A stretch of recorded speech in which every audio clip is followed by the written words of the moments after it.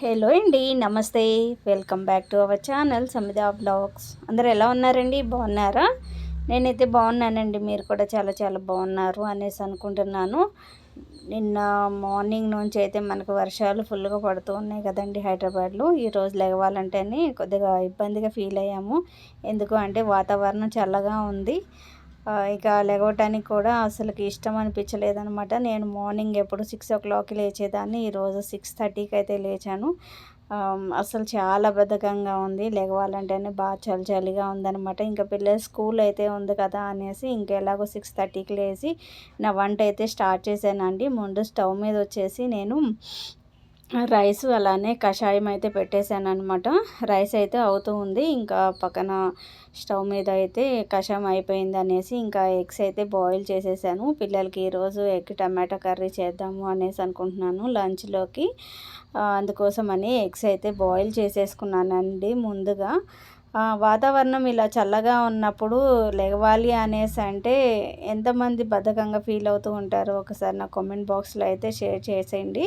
ఎప్పుడు నేనైతే 6కి అలాగా టైం చూశాను అంటే వెంటనే లేస్తానన్నమాట.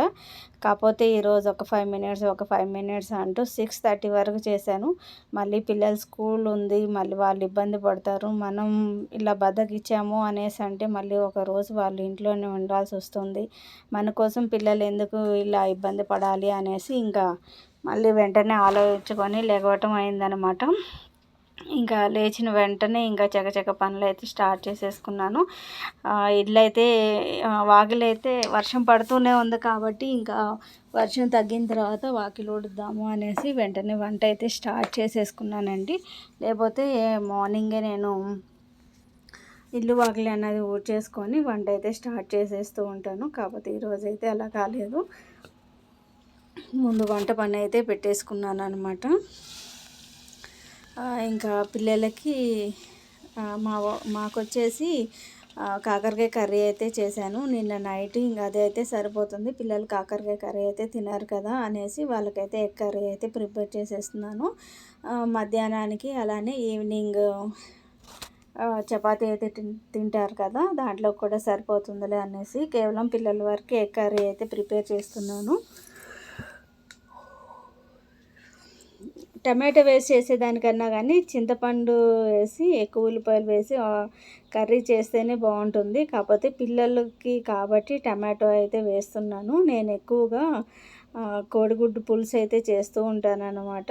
కాకపోతే పిల్లలకి పులుసు అంటే ఇష్టం ఉండదు కాబట్టి ఇంకా వాళ్ళ కోసం అనేసి తప్పదు అనేసి టమాటోలు అయితే వేసేసి ఈరోజు ఎగ్ టమాటో కర్రీ అయితే చేసేస్తున్నాను. చాలా మంచిగా కుదిరిందండి ఈరోజు కర్రీ అయితే.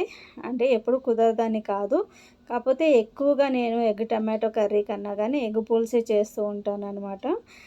కాబట్టి ఈరోజు పిల్లలకి సరిపడినట్టుగా అన్ని ఉప్పు కారాలు అన్నీ తక్కువ వేసేసి కర్రీ అయితే ప్రిపేర్ చేసేసాను.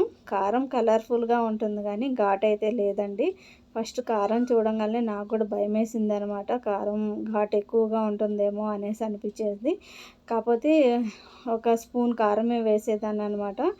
అంత ఘాట్ అయితే ఏమీ లేదు. కాకపోతే కలర్ చూసి ఫస్ట్లో భయపడిపోయాను. కాబట్టి ఇప్పుడు కర్రీ ప్రిపేర్ చేసేటప్పుడు మాత్రం 1.5 టేబుల్ స్పూన్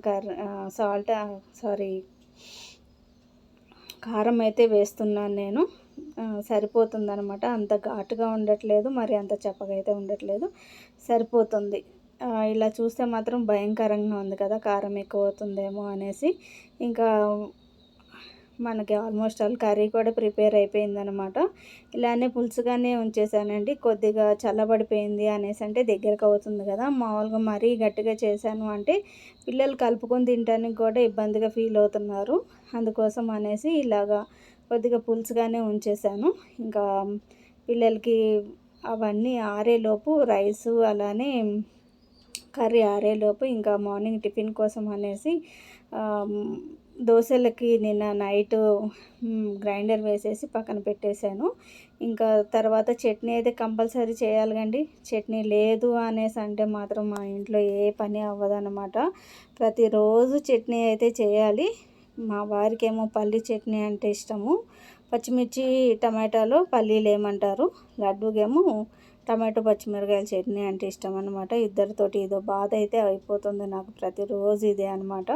వాడు వచ్చేసి టమాటో పచ్చిమిరకాయల చట్నీ చేయొచ్చు కదా అంటారు, మా వారు వచ్చేసి పల్లీలు వేసేయచ్చు కదా అనేసి అంటారనమాట. ఇంకేం చేస్తాం, పెద్దోళ్ళు చెప్పినట్టు వినాలి కదా అనేసి మా వారు చెప్పారు అని పల్లి చట్నీ అయితే చేసేసాను. ఇంకా పిండి అయితే బాగా ఫర్మినెంట్ అయింది. నాకు కావాల్సినంత పిండి తీసేసుకొని మిగతాది ఫ్రిడ్జ్లో అయితే స్టోర్ చేసి పెట్టేస్తాను. ఈవినింగ్ పిల్లలు స్కూల్ నుంచి వచ్చేలోపు పొంగనాలు వేద్దాము అనేసి అనుకుంటున్నాను. వాళ్ళు వచ్చేటప్పటికి వేడివేడిగా వేద్దాంలే అనేసి అనుకుంటున్నాను. ఇంకా పిండికి కావాల్సినంత సాల్ట్ అన్నది వేసేసుకొని దోశలు వేయటం అయితే స్టార్ట్ చేశానండి. ఈరోజు దోశలు అయితే అస్సలు రాలేదు, ఎందుకో నాకైతే అర్థం కాలేదు.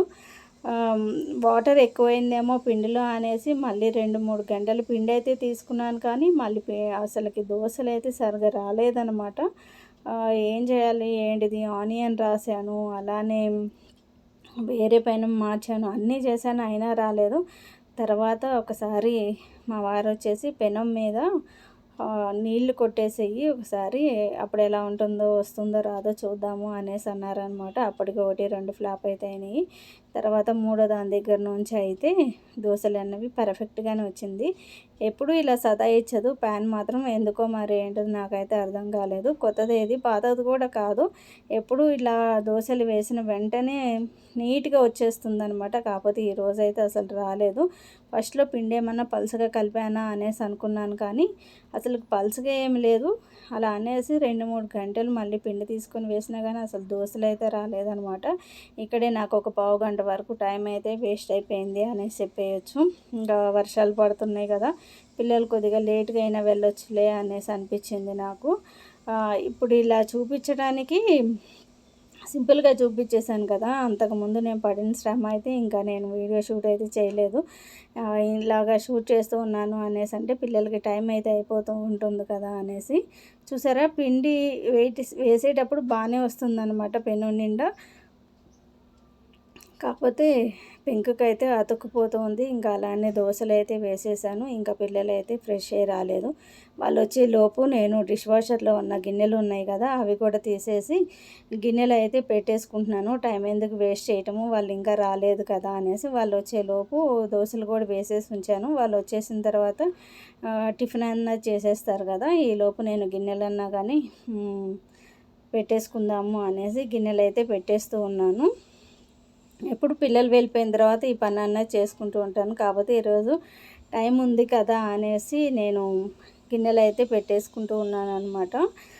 అసలుకి బాగా చలిగా ఉందండి. నిన్న నైట్ కూడా అసలుకి ఎంత వర్షం పడిందంటే అంత వర్షం పడింది. అసలుకి లెగవాలనేసి అనిపించలేదు.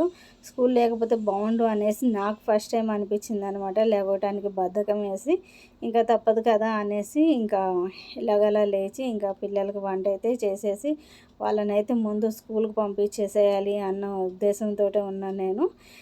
కాబట్టి ఇంకా త్వరగా లేచి పనులు అయితే స్టార్ట్ చేసేసుకున్నాను. ఇంకా ఇక్కడ సమిద వచ్చేసిన తర్వాత తనకైతే ఫస్ట్ టిఫిన్ అన్నది వేసి ఇచ్చేసాను. తను కూర్చొని తినేసేమనేసి చెప్పాను.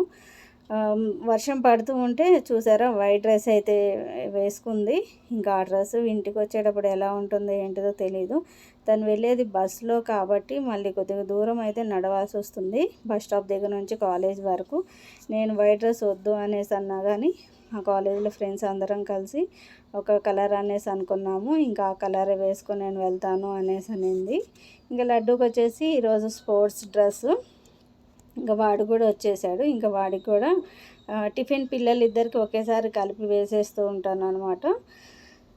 ఇంకా లడ్డు కూడా రెడీ అయిపోయి వాడు కూడా టిఫిన్ చేస్తూ ఉన్నాడు. ఇన్ ద మీన్ వైల్ మా వారు కూడా రెడీ అవుతున్నారు అనమాట. ఇంట్లో ముగ్గురు ఒకే టైంకి రెడీ అయిపోతారు, ఎందుకంటే మా వారు సమయాన్ని బస్ స్టాప్ వరకు డ్రాప్ చేయాలి కాబట్టి ఆయన కూడా రెడీ అవుతారు. నేను ఇక్కడ లంచ్ అయితే ముందు సమిదాకి ప్యాక్ చేసేస్తాను. ఎందుకు అనేసి అంటే సమిద ముందు వెళ్ళిపోతుంది కదా, సమిద 8కి వెళ్ళిపోతుంది, లడ్డు 8:30కి అయితే వెళ్తాడు కాబట్టి లడ్డూకి తర్వాత ప్యాక్ చేస్తూ ఉంటాను. లేదు అనేసి అనుకుంటే ఒక్కొక్కసారి ఇద్దరికి ఒకేసారి అయితే చేస్తూ ఉంటాను. ఇంకా పిల్లలు చూసారా, తీరా వెళ్ళే టైంకి బుక్స్ అయితే బ్యాగ్లో పెడుతున్నారన్నమాట.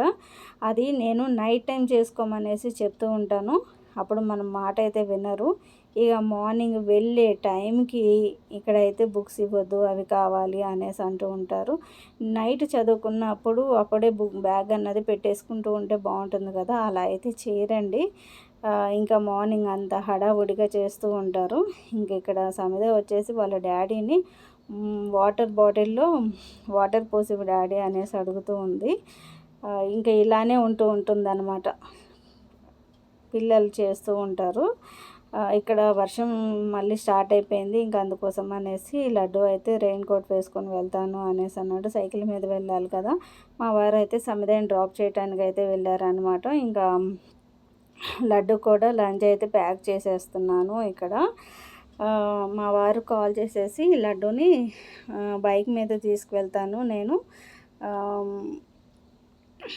ఉండమను అనేసి కాల్ చేశారు. ఇంకా వాడిని కూడా ఎందుకు వర్షంలో తడుచుకుంటూ వెళ్ళాలి కదా, నేనే డ్రాప్ చేస్తాను అనేసి అన్నారు. ఇంకా అందుకోసం అనేసి మా వారు తీసుకెళ్తే ఒక 5 మినిట్స్లో తీసుకొని వెళ్ళిపోతారు కాబట్టి వాడిని 8:45కి అలాగా తీసుకెళ్తారనమాట. ఇంకా రైస్ అయితే ఆరిపోతుంది అనేసి నేను ఇలాగా పెట్టేసి పంపించేస్తున్నాను.